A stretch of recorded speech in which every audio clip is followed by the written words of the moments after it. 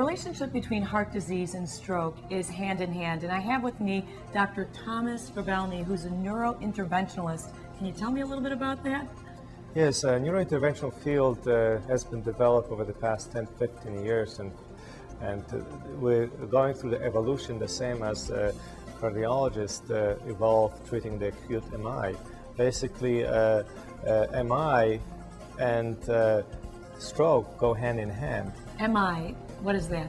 A heart attack. Myocardial infarction. That's correct. Excellent. Can you tell me a little bit of the risk factors for heart disease or a heart attack versus a stroke?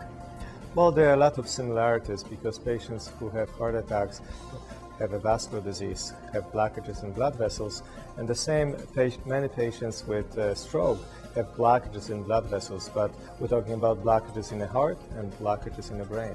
What are some of the risk factors of cardiovascular disease and strokes? Yes, those two diseases are related. So the risks are high cholesterol, family history, high blood pressure. So what are some of the diagnostic tests that you do once you find out that you have high cholesterol, high blood pressure, family history? I think the next step is a carotid ultrasound. So we know that statistically 70% of all patients with stroke have a carotid disease. And what exactly is carotid ultrasound?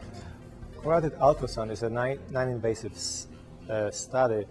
The technologist places a probe and listens to the blood flow in your neck. So increased velocities of the flow within certain ranges give us an idea how much blockage there is in the carotid artery. What are some of the symptoms of a heart attack or of a stroke?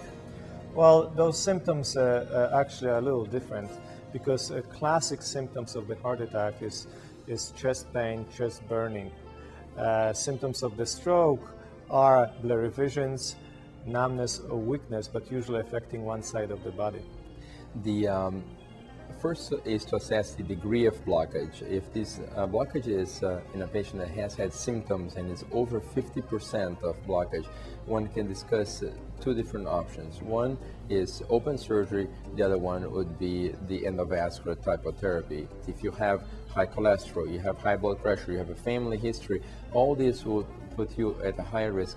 We have not talked about one very important risk factor, which is diabetes. And diabetes is extremely important for us because patients that have that risk factor, high sugar, diabetes, plus high blood pressure, high cholesterol, we always keep an eye for possible clogging of the arteries, and ultrasound is a very good tool to do that.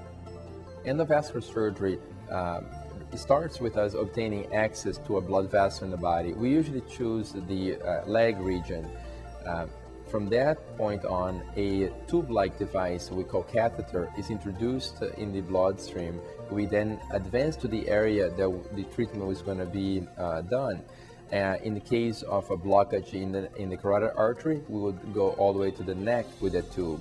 And much like a subway system, we would be threading through this tube all the devices inside this pipeline to the area where the surgery is going to be done. So you can introduce a balloon catheter, you can introduce a stent, which is a mesh tube device, and then the surgery is all done to this small 2mm incision at the leg region, and done at a distance as far as the neck, or in certain cases we go inside of the brain vessels to open blood vessels inside of the brain or repair aneurysms and vascular malformations that are inside of the brain.